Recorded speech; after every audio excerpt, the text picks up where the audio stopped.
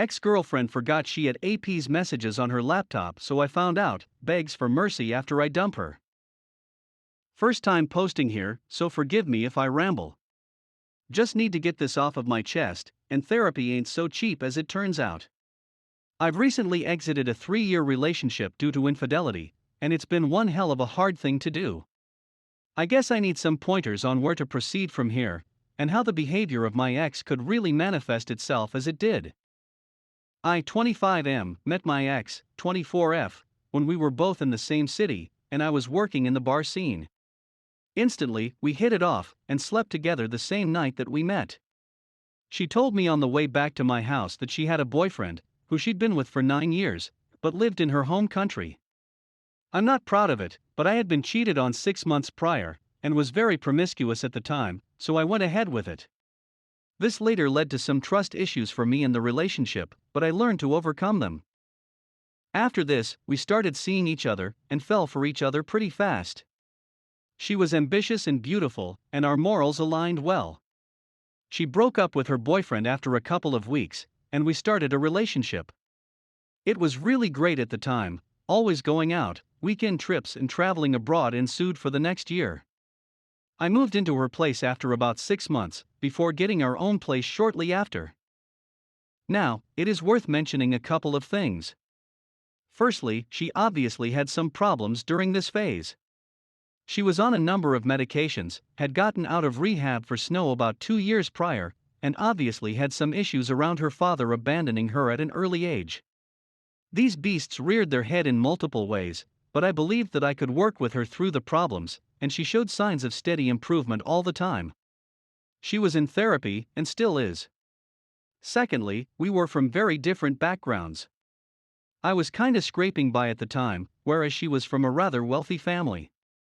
This honestly didn't cause many issues, bar a few miscommunications about how we could pursue what we wanted, etc. I still afforded to take her away for her birthday and such. We progressed with the relationship further after moving in, her meeting all of my family, and me flying over to the States a number of times to meet hers. We all got on like a house on fire, and were very well matched. One rather big issue in our relationship was that she had studied in African education, and had decided to pursue this as a career, which I supported. I was still, and still am, studying. This meant she went away a couple of times throughout the course of the relationship to do research, etc., which we handled. Finally, she got a job in Africa on a 6-month contract. We discussed at the time breaking up, but decided we loved each other enough to attempt a long-distance relationship. This went well up until a month in, when coronavirus hit, and she was sent back to her home country. Equally, I decided to return to my hometown after losing my job. A couple months later, she decided to move to my hometown, and we spent 4 months living with my mother and siblings, which felt very natural. Then, hell ensued. Firstly, her granddad passed away, and this was really tough to get through, but I supported her in every way that I could. A couple of weeks later, a very good friend of mine fell out of a window and died just around the corner from my house. I loved the guy and was super devastated, and she was there for me throughout. At the same time, we'd been planning a move to a city near to my hometown, as she had a remote job and I had secured employment there. I'd been visiting for a number of weeks to get the house sorted out, going for viewings, etc. I put down the deposit, and was ready to move on from the year we'd had. Then, on the day of my friend's funeral, she got a call saying that her grandma had now fallen ill, and she would have to go back the next day. I was obviously devastated but supported her thoroughly. I took her to the airport, and we said goodbye, not knowing when we'd next see each other. Her grandma passed around a week later, and I cancelled the move for the time being.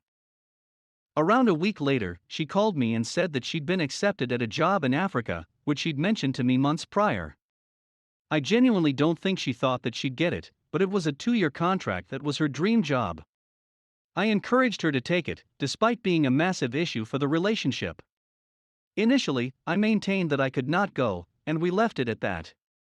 However, I managed to secure a remote job, and I thought that this put me in good stead to at least give it a shot, especially after the year we'd had. The pay wasn't great, but enough to get by. She was on quite a large wage at her new job. I went to her home country over Christmas to visit her and ensure this is truly what we both wanted. We had an amazing time and gave it the go ahead. So, I returned home and got a bit of money together to leave in 6 weeks. We were very in touch throughout this time, as we always were. Having phone sex, eating a meal over Skype on Valentine's Day, etc. However, there were occasions where she would go missing for the evening. I trusted her, and so it was pretty easy with it. She called me over this time and told me she was going for a drink with a guy alone. Again, okay with me. I was admittedly in a bit of a depressive state at the time, due to being in lockdown and having my friend die, so I think I was a little bit short on occasion and struggled a little bit with LD. The day came to fly out, and she was super excited, expressing this to her friends and family. She arranged to pick me up at the airport and ran over to me when I arrived. She'd sorted everything, the Airbnb to quarantine in, what we would do there, etc. It felt so nice to be there with her. I quickly began to assimilate, meeting expats and locals in the country. I didn't speak the language very well, but was learning as time went on. Many people expressed how much she had talked about me. She took me out with her friends, and we generally had a great time. I took up some sports with friends, and things were great. We were viewing places for just the two of us at the time as well. One night after a boxing class, I went to the local pub with our flatmate and others from the class. She came and met us with her friends. We were all talking, and she mentioned she'd been there with that same guy she'd called me about a few weeks back. Not that she'd mentioned it. I quickly pulled her up on it, and she lied that it was the same night she'd told me about before. I knew it wasn't, and so asked her again, this time with her admitting it was another night. I was pretty pissed, as I never minded her hanging out with guys, but we always agreed to tell each other.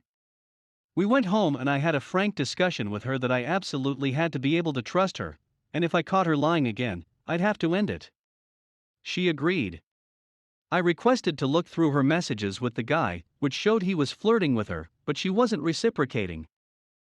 The next day, my laptop died, and I needed it for my work.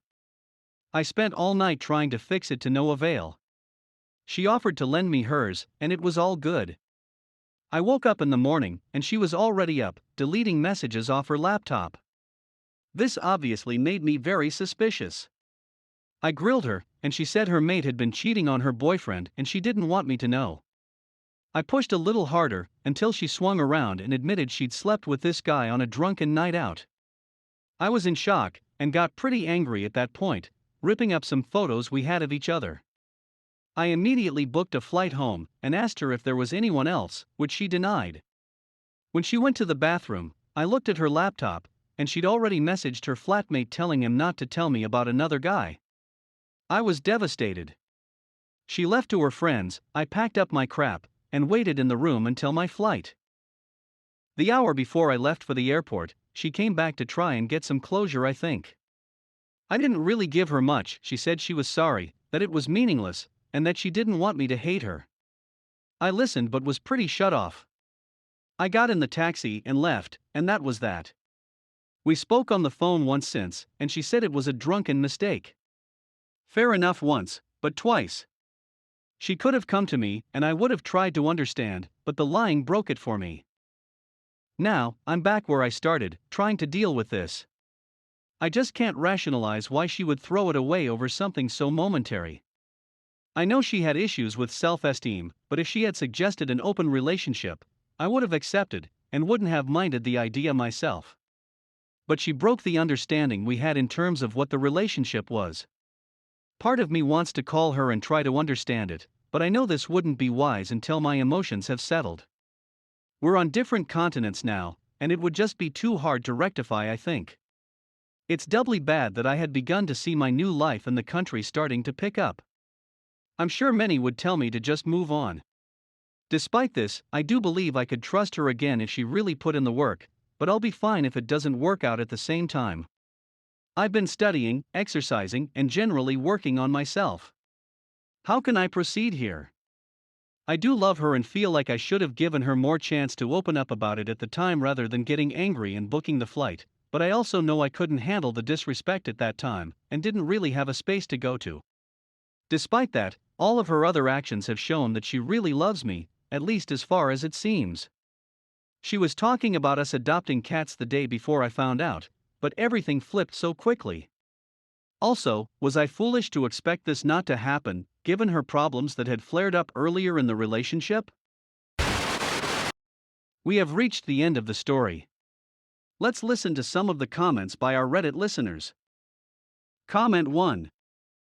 You couldn't have been too shocked that she slept with someone else after a night out. I mean, that's literally how your relationship started. And honestly, it's hypocritical to have even been mad about it. You didn't mind when you were the one helping her cheat on her boyfriend. As far as moving forward, you can if you want. You can try an open relationship, but that's not really for everyone. Are you going to be okay knowing she might be out ducking someone else every time it takes her a couple hours to get back to your calls or texts? If not, then I wouldn't suggest it. If you get back together in a closed relationship, can you actually trust her? This just seems like what she does, eases into one relationship testing it out to see if it's what she wants before ending her current one. That's not someone I would want to be with. Granted, I wouldn't have started a relationship the way you guys did. OP reply. You know, you're completely right. It's hypocritical. I guess I thought the difference was they'd been together since they were 13, and it was just comfortable to her. I guess not. However, I don't think this has anything to do with moving relationships. If anything, she usually tools for our relationship, and I'd have had no idea if it didn't slip. Again, not a great thing, but hey ho. That's honestly something I'm going to have to sit on and think over. Cheers. Comment 2. If they'll cheat with you, they'll cheat on you, is the saying. It sucks that you had to learn that lesson the hard way. You should not give her a second chance. She cheated on her last BF with you, and now she's cheated on you. That's a pattern of behavior that might not change, especially if you take her back. Taking her back just shows her that she can cheat on you, and if she cries enough, she won't have to face any consequences from you. Caught my wife, 32F, cheating with her coworker. I can't divorce her because I'll lose my job. I don't know what to do right now. I will be staying at a friend's house a ways away. She does not know where he lives, which is why I chose his house.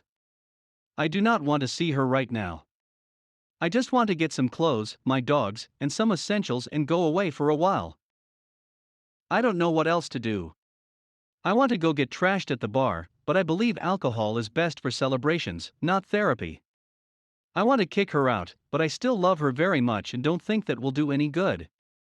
I want to send her lover's wife all the screenshots I've gathered. Sexting him, crap talking his wife, her crap talking me, and even just casual conversation. Something about ruining his life doesn't sit well with me. The affair has been about a year long as best as I can tell, but she told me that before I stated that I knew that already. I want to just talk it out with someone that I don't know. Is there a good subreddit for that? I feel like I'm marching through a nightmare, and I just need to wake up. The other part, that honestly is peripheral to fixing or ending our marriage, is that I am a pastor. In my denomination, divorce is a disqualifying factor to the office of pastor. Unless my elder board has compassion on me and is willing to stand with me as the story unfolds, I will not have a job soon. This is hardly even a thought right now, but it is a factor to consider. I am more about my own personal health and my marriage than I am ministry. Update. I refuse to go home. Every room I go in, my imagination runs wild with what they may have done. When I'm there alone, I feel like he is just around the next corner in the house, like a ghost. Anything I look at in our home feels gross. The air feels gross. The shower feels gross. I will never go in the bedroom again. I want to level it and build a new house.